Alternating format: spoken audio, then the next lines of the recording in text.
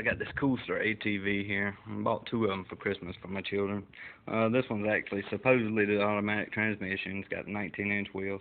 Anyway, these things were good as long as I kept them in the yard. You know, not a lot of speed. But my youngest decided they want to go on a trail ride, and yeah, started having starter issues. And you can tell we haven't cleaned them up from trail ride, but they were both tore up by the time we got home, so it really doesn't matter.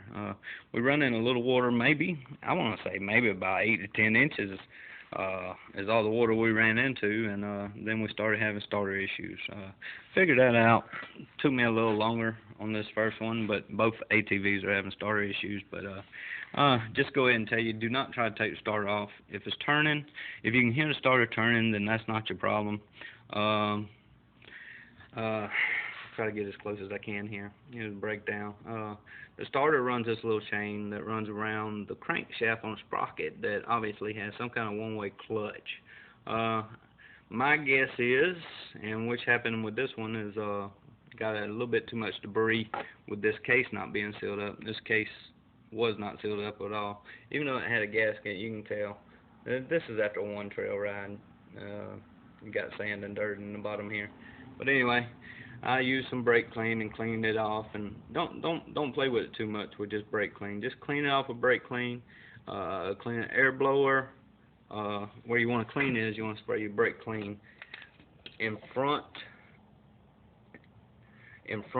of the sprocket, right between this hub here, and behind this sprocket, and try to get, you know, all the way around as much as you can.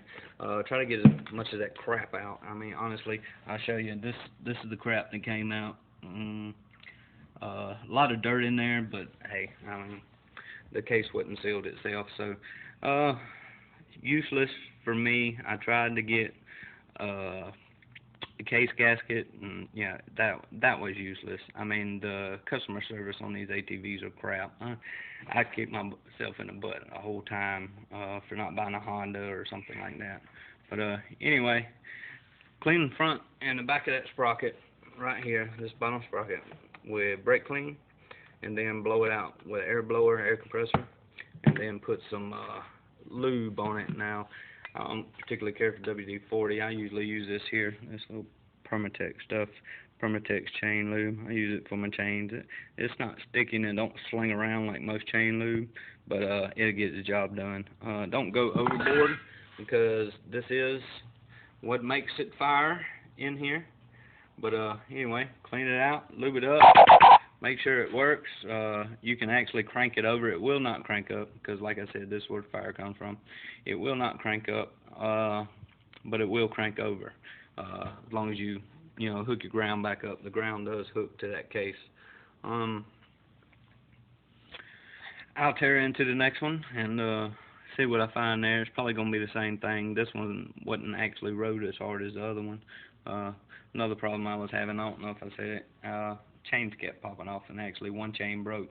I mean, chains are $25 off eBay. I'd go ahead and which I did. I went ahead and ordered a new chain, a O-ring chain that the sand don't get in and stretch and all that good stuff. I'm down here in Florida, so we got a lot of sand. But yeah, what I'm gonna do is I'm gonna Permatex. I'm gonna clean this case off here. I'm gonna clean it out really good, and I'm gonna Permatex all the way around it and try to seal it up really good, and we'll try it again. And if not, I'll sell it to someone else for their Christmas present. Anyway, y'all have a good day. I hope this answers some questions for someone looking for the answers. And like, subscribe, and give me a thumbs up. See ya.